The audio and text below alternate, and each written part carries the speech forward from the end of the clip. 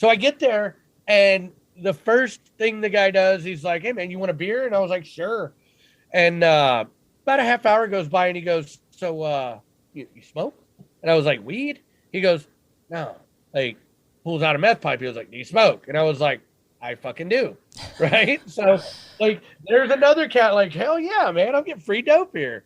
And like, we smoked a lot of dope, and we started to like, we got each other worked up. We got each other pissed off. And like, to see the things that I was upset about upset other people, and like feel justification in my views, was like liberating. It was relieving. This is Meredith for Real, the Curious Introvert, and I'm Meredith. I explore the questions people think but don't ask out loud, either because they're taboo or thanks to cultural hypnosis.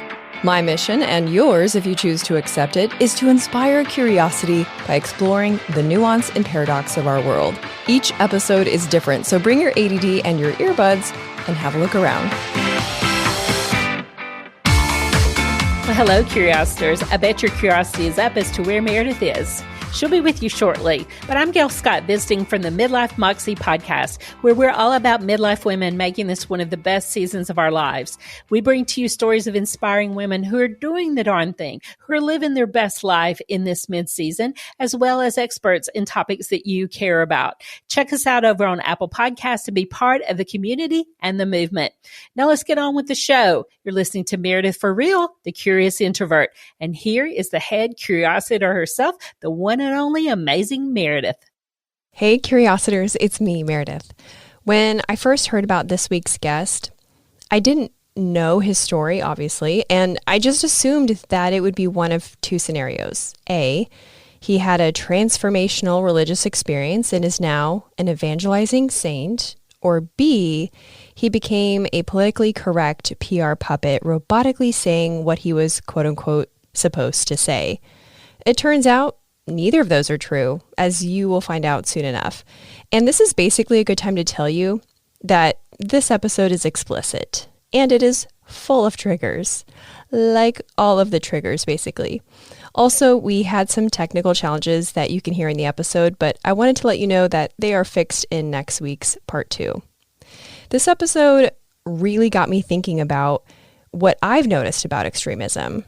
And I've observed extremism and othering as kind of a protective reflex towards a perceived threat, because it doesn't seem that it's like one group's ideas are so good that everyone should join them. It's that the ideas that the other groups have are so dangerous that we must end them. And I'm curious what you've observed in extremism, and if you notice any of those same patterns in this episode. So let me know. Instagram is the easiest place to find me, at Meredith for Real. Also, whoever's listening in Iceland, I'd really love to connect with you, so reach out to me on Instagram. As always, a giant thank you to my returning listeners, and if you're new here, a huge welcome. I started this podcast to inspire people to choose curiosity over judgment. There's no specific order to listen to episodes, except the part 2 episodes like this week, of course.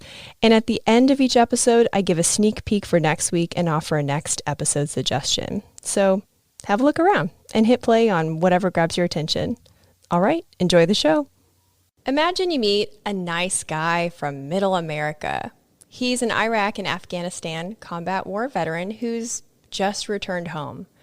You both love 90s rap and voted for Obama. It's not long before he joins the KKK. You didn't expect that, did you?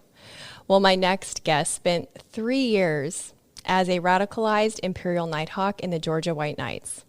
Today's part 1 of his story, where he'll share how he went from serving shoulder to shoulder with people of all races in the Army to hunting them down and physically assaulting them, and how his wife's successful intervention led not only to his reformation, but also to him creating a de-radicalization program designed specifically with veterans in mind. Former neo-Nazi, from extreme hate to spreading love, from white pride to proud dad, Chris Buckley. Thanks for coming to the show. Thanks for having me. So you said early on that you felt like you were groomed for extremism. I've never heard anyone say that before. Can you explain what that looked like for you? Yeah, I mean, so like grooming, when we think of the word grooming, we think of like sex trafficking and things Right. like that, where you start with your victims and you start to desensitize them. Well, that, I mean, like that's been going on my whole life. I was molested as a kid by a very close family member, and that grooming process was very long and drawn out. I mean, from the time I was old enough to walk until the molestation started, the grooming was taking place. I just, my parents were very racist behind closed doors, most of my father, but my mother didn't really like provide objective, like, you know, ideology to it. So like I would hear this a lot, the racist ideology. And I grew up in Cleveland in the mid 90s when there was like this big busing integration act where like they were taking 15 or 20 kids from the west side of Cleveland and they bust them to the east side, like 180 blocks into the east side to a mostly black school. And they did the same thing to like 15 or 20 black kids and bust them over to the white side of town. And I never really understood why the city was so segregated the way it was, but like all of these little things that happen throughout your life are like grooming you into an extremist ideology, from like confirmation bias to like the stuff that my dad would tell me at home, the shit that he would say about, you know, your mom can't get government assistance because it's loaded up with blacks on the welfare system, blah, blah, blah. And, you know, the ideology around it, like they were horrible people, violent, uncivilized, savages, blah, blah, blah. And then I go to school at like 10 years old and was like physically assaulted, urinated on, my shoes were stolen, and my teeth were through my lip on the very first day of school. So that was like an opening, like, yep, Dad was right, of idea for me. Then like, you know, I joined the Army, and like I'm not saying that everybody that joins the military is extremist. But there's a very extreme ideology around the military. I mean, you know, just taking from like when we joined the war in Afghanistan, where we got involved in Iraq, and you know, just the way that the military culture changed from like that old school Vietnam style jungle warfare training scenarios to like desert warfare training. The way that every single target that wasn't one of our green pop-up targets in our lane was like a big poster of like a traditional Muslim aged male of military age, like pointing an AK-47 at you or an RPG, suicide vest, men and women both, children with suicide vest. And there was never like that target to like check your focus and be like, hey, would you like a bottle of water? You know, and be like, oh, I don't shoot that when I go to this one. So like, it was that visual desensitization, the training scenarios that we went through. There was like, they were always bad guys. There was never like a good guy that was like, hey, they're going to blow you up. Go this way. Like they were all just, everybody was against you. So with the lack of uniforms and just like, there was so much that went into like creating this fear, as well as this disdain for the Muslim community as a whole, in my opinion. Just experiencing Islam through such a very narrow lens was extreme in itself. And another part of the extremism model that you describe is what you call a cognitive opening. And you experienced that while you were serving. Can you tell us about what a cognitive opening is and how you believe you experienced that? So cognitive opening is it's a situation or a trauma scenario that happens, and it can be a compound trauma or a continuous trauma, that it opens the person's ideology up to extremism. So my cognitive opening was when my best friend Daniel Wallace was action on a route on a routine mission where we were taking supplies to another base so that they could do medical services for local nationals in the area. And he was killed because he wanted to get IV bags and antibiotics and medicine to this other base that we were resupplying so that they could help the local community. I remember that was the very time in my life that I ever experienced a hatred towards an entire group of people the way that I did the hatred I experienced towards the homosexual community because of the molestation.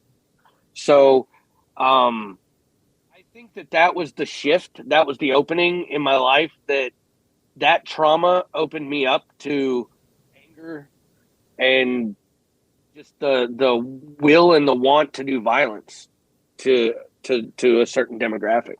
So you said he was killed because he was trying to get supplies to another area. What do you mean he was? So when you're in the military, you have resupply missions. Sometimes the base that you're trying to resupply with ammunition, radio equipment, sensitive items that, like, if fell into the wrong hands, could create a very serious problem for U.S. soldiers. Night vision goggles and medical supplies so that base could open and run its clinic that helped the local nationals around that base receive medical care and attention. The base that we were resupplying was too small for an airstrip, so we couldn't use like a cargo plane or helicopters, things of that, because it was just too much equipment for that base. So we had to drive it in. And that's the way we did it all the time, is we would just drive the equipment from our base to the base that was about a day south of us. So were you in the vehicle together? What happened? Yeah, so we were driving down Route Jeep, Oregon Valley from Oregon E to Sharana, and told to stop and check the load because we used a big flatbed trailer. It's called like a 916 trailer. It's got a big gooseneck on it that like hooks to the truck. And the binders and the cargo nets on there were rocking real bad. And we were getting ready to go through a wadi, which is a dried up riverbed. And they come over and they said, hey, this load's shifting real bad. Get out and see if you can't tighten these binders down a little more, because if this load spills, we're going to be here for a few days. We have no close air support. We have no, QRF, quick reaction force. So it's just us. We get into a tussle in the bottom because I smoke cigarettes and I'm on a lot of ammunition. So I can't really smoke in the vehicle. He chewed tobacco. So he had his nicotine fix. We both had to urinate. There was plenty of Gatorade bottles. So I felt like I should win by fucking default because I needed to light a cigarette. Everything else was equal across the board, right? So we get to goofing off, moving around, and the back of the door on the MRAP pops open, and he beats me out the back of the door, and never stood back up. I leaned out. I thought he fell, and I leaned out to laugh at him, and I noticed that he had a bullet hole above his left eye, and like instant swelling. The back of the head was like splattered. It actually had gotten on me because I was so close. Remember. I didn't think about it. I just jumped out. I started to try to pack a wound. And it was kind of like put a vase back together in a pillowcase that had been broken. It was my first experience with post-mortem reflexes. I noticed that the eye that wasn't completely swelled shut was kind of looking and traveling around. And I remember like he was trying to yawn. It looked like he was trying to yawn. His mouth was moving, and just a lot of activity in his body that like just didn't register. Like he's gone. And I just like, that was that moment. Like I didn't understand why he was targeted, why he was killed, why he didn't want to allow the medical supplies and the other supplies that we were taking to that base that was going to benefit the people in the region. And I just got angry, and I really started to drink heavily.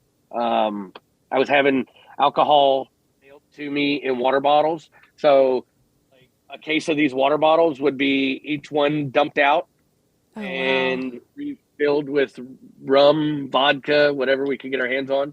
If we used Coca-Cola or Pepsi bottles, then we would use dark liquors like bourbon or whiskey. Mm-hmm. Mouthwash bottles we would have filled with vodka or rum and a couple of drops of food coloring added to it to make it look like mouthwash. I mean, I had an entire bar in my little room where I stayed at. Wow. And so that sounds like it's kind of, it allowed an opening for addiction to start to creep in.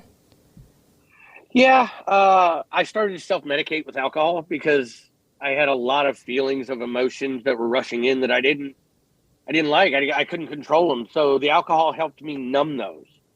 It's also very dangerous to myself and to the other members of my team and unit that I was involved with, to be impaired while doing that job. Right. But yeah, so then when I get home from that tour in 2009, on May 21st of 2009, I was in a training accident where I wrecked a Humvee. And I broke my back in that accident. I rolled it once end over end in 7 barrel rolls, one of the soft shell Humvees. Yeah. My helmet, my Kevlar flew out the fucking window, and they were like, "Oh my God, that's his head." So nobody would come and help me. Oh no, because they thought you were decapitated. Thought I was decapitated. So I'm like hanging out, like folded up in this Humvee. The guys finally get up to me and like start to like chain the vehicle to another vehicle so it doesn't flip back over. And like I climb out and I was like, "Guys," and they freak out. Like everybody was scared. Like here I am with a broke back and trying to stand up. And that was my introduction to opiate painkillers. So that the cognitive opening between the molestation, the trauma that I sustained with Daniel overseas, then the lowered inhibition and cognitive processing that was taking place due to being stuck in a bed for 3 months on like very strong 30 milligram Oxycontin. Oh my gosh. 180 a month. So like, and then on top of that, I got 3 refills. So that's 180 times 3. That's how many Oxycontins I was doing a month. Like I just turned into like a zombie Nazi. Like I was just angry at everything. And then on top of that, there was all this pressure to put myself in a box when I come home. That like I'm either pro-life, I'm pro-choice, pro-gay marriage, or I'm anti-LGBTQ. Like there was no area for like a gray zone with me, and I felt like every turn, media, our news, our just society as a whole was trying to push this radical agenda on everybody, and I just didn't have an answer. I didn't know if I was pro-life or pro-choice. I didn't know if I was like pro-gay marriage. It was all really new to me. Hey, Curiositors, just a quick pause to show gratitude to our sponsors and give you some special deals. If trash TV leaves you feeling drained and you want to support creators like yours truly, check out Stream Moco. You can search shows by your mood and even, watch my show, The Curious Introvert. For every $3.99 subscription, they give away $1 for good and support their creators, like your girl. Find my affiliate link in the episode description or the bio link in my Instagram account. Stream Moco, the streaming network that gives a damn. Listen, if the last 2 years have given you a chronic eye twitch, you should consider trying medical marijuana. I highly recommend it. See what I did there? There's lots of ways for it to help you, so if you have questions and if you're the least bit curious, Google Empathic Practice Pensacola. It's the most non-intimidating way to get your medical card in Florida. Their in-house doctor and holistic support make them the easy choice. empathicpractice.us. If you've got backyard barbecue plans for 2022, but mosquitoes are not invited, I recommend Insect. I've been using their pest control service for several years now. They have a certified mosquito identification specialist on staff, and pollinator care is always top of mind. If you live in the Florida Panhandle or the Gulf Coast of Alabama, give them a call, ensec.net. The UWF Historic Trust. We shoot the show at the Pensacola Museum of History.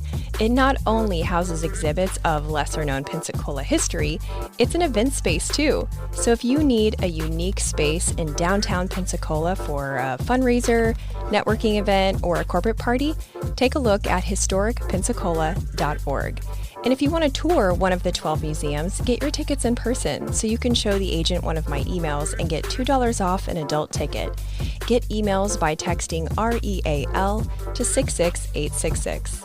Now back to the show. Like, I'm a civilian now. Like, I'm Right. not hyper-focused on my military career and my military goal. I have time to think about this shit now, and I just don't know. And there's no leadway when you're like, I don't know. Somebody's always right there to be like, well, you should be this way because of this and this and this. And it's like, Right. Cool, thanks for the information.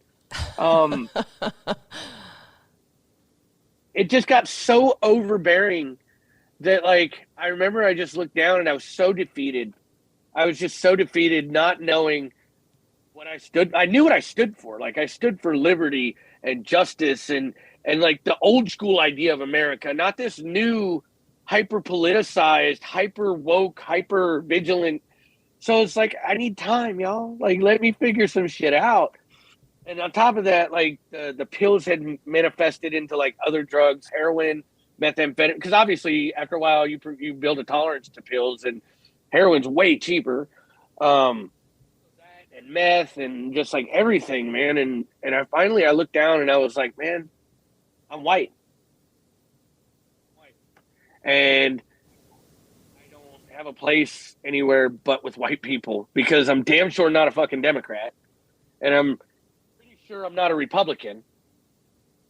Because I don't know, I'm unaccepted in either group. And like, the only people that accepted me were white nationalists and KKK members. And like, that was okay. I didn't have to choose anything. I could just be me. So you were angry, injured, addicted, and displaced. And then how the KKK came in, but how did it enter your life? How did you become a Klansman? That seems like a big jump, like. Yeah. I mean, so you're like, painting a picture that it really wasn't a big jump, that it was a buildup. But I think for, I growing up, I definitely heard low-key comments around town that were racist. But it was like, for those people, their saving grace was, hey, at least I'm not in the KKK. You know what I mean? Like, that was the line. That was the bar. The bar was low. But for you, it was enough. There was an opening there, and it felt like a fit for some reason. So kind of help us understand how you went from where you're at that moment to you're a bona fide member. Yeah. So, I mean, like, just everything combined, like, it doesn't happen like overnight. Like, when I tell you that, like, I broke my back in May of 2009, like, I'm still in the military. I'm still living with this injury. I'm still recovering. I'm still like on the sidelines from my military career. So from 2009 to 2013, when I finally exit training due to med board, like, all of this stuff is building. The drug addiction spiraling out of control. I'm not on the active book because I'm on injured list. I'm at home. I'm not taking as many drug tests as everybody else. I'm getting by, skating under the radar because, hey, we're putting him out. He's getting med board discharge. We're giving him his honorable discharge next year. Like, focus on our active guys that are up for promotion, that are up for, schools and this and that. So, like, there's a very long years time where I'm meddling in this ideology. I'm paying attention more to MSNBC, Fox News, CNN. So I'm building this, like, aggression towards everybody, right? Because, like, you think about it, like, Fox News, they only push the white supremacist agenda, and MSNBC only pushes the Democratic agenda, and it's like, you're trying to, like, split the difference and watch both of them and see what's going on in your world, and it's like, you just see, like, this attack on Southern America and this attack towards, like, the Civil War Confederacy statues and things like that. And I really never had, like, a big interest in it. Like, I've always been, like, a Civil War buff. It's a very influential part of, like, modern day military tactics and procedures. All of our bases are named after Civil War generals. I mean, it's a very important part of military history and tradition. So I just felt like it was more of an attack on my military history. I don't know why I took it that way, but like I was already feeling like I was targeted and attacked just because I was white and didn't want to say where I stood on certain key issues. And the community, you know, plus I mean, we were really struggling. We were poor. A really influential friend of mine pointed this out years later. Poverty is the catalyst to hate. When you're in a minimum wage dead end job, barely struggling to keep the lights on and gas in your car to get back and forth to work, your wife isn't eligible for food assistance because you make too much to help with groceries. So you're eating ramen noodles. You're feeding your children ramen noodles every night. But you see refugees coming to the country from, wherever it was at the time, whether it was Afghanistan, Iraq, Syria, whenever. We've always got a different war that's displaced. The Ukrainians will be the next group of refugees, right? So you're a poor rural American, and it doesn't matter if you're white or black or Hispanic or whatever, but you see all of this attention and focus being given to help refugees and people, immigrants. It pisses you off because it's like, I put my life on the line. I dedicated my life to serve this country, and I'm being thrown to the side because I'm no longer valuable. Like, where's my assistance? Where's the help with my food? Where's the help with my light bill? And it's not because I'm not working. It's not because I'm not attempting. So like you get that anger. And like my one of my best friends, Dr. Haval Kelly, is a Syrian refugee. I think the Washington Post article, that's me and him. He was like, dude, he came to my house. I first started to like get my life back together. And he was like, I've never been to a refugee camp as bad as your neighborhood. I lived in refugee camps in Germany. I was in refugee camps all across Europe before I got to come to the United States, and never one of them were as bad as the neighborhood you live in. It's awful. The house that you live in is falling apart. Like, what's in your cabinets? There's barely any food in your cabinets, man. Like, this is me doing the best I can do. This is me fucking doing it without help, without assistance. And he's like, even when I came to this country, there were people there to get us where we needed to be and help us with all these things. And so like his analogy is like Chris came from zero and everybody praises him for that. And he's like, don't praise me for that. Like in all actuality. And I even feel bad saying it because like, this is his story to tell. And he can say it because he's a refugee, he's a Syrian immigrant, and he loves this country as much as I do. But he can say this and not catch flack for it. But when I say it, I catch flack that I say twice as much advance as he has, and I get zero recognition or attention for that. And I think that amongst all of it, the anger, not having a support system, all the effort that I put into this country given away to immigrants and refugees at the time, coupled with my addiction and my anger that I had, it was an outlet. It was a justification for my anger that wasn't real, right? Mm-hmm. So like now I say that so that I can say this. I see refugees and immigrants come to this country and I want to see them experience the American dream. I want to see them get the help and the assistance that they need. There's a lot of things out there for people like that. There's a lot of programs. There's a lot of nonprofits and 501s out there that's dedicated strictly to that. I challenge people to create these 501s and these nonprofits that help the rural Americans that are struggling, that are the modern day American refugees. That's where hate springs up. That's where hate's grown. That's where hate cultivates. That's the Petri dish of hate. Rural America. How did you go from this is your state of mind and now you're in the KKK? What was the recruitment process for you? So it was different for me than it was a lot of people. There's different tactics of recruitment, right? Like some people seek it out, some people stumble upon it, and then some people are targeted for recruitment. So I fell into like two of those categories, actually all three really. So I go home and just like out of shits and giggles, I'm like, organizations to help advance the white race. How do I protect the white race? And Google never lets you down, man. And the very first response, the very first thing was the loyal white knights of the Ku Klux Klan. And I was like, oh, this should be good. Right. So I go to their website and I'm reading like their spiel, right? Because you can't go too far into the website. There's only who we are, what we stand for, contact us.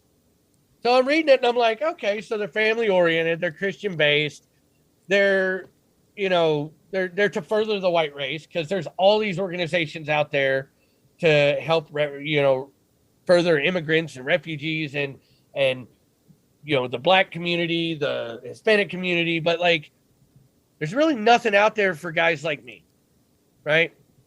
And like, yeah, I get the Montgomery GI Bill, blah, blah, blah, but I still got to come out of pocket a lot to help out with that, get student loans, financial aid. I mean, like, it was more just like, it was very spiteful, right? Like, I'm going to see what these guys are about. So I put in my contact phone number and an email address. And like a couple of days later, I get a call from a guy.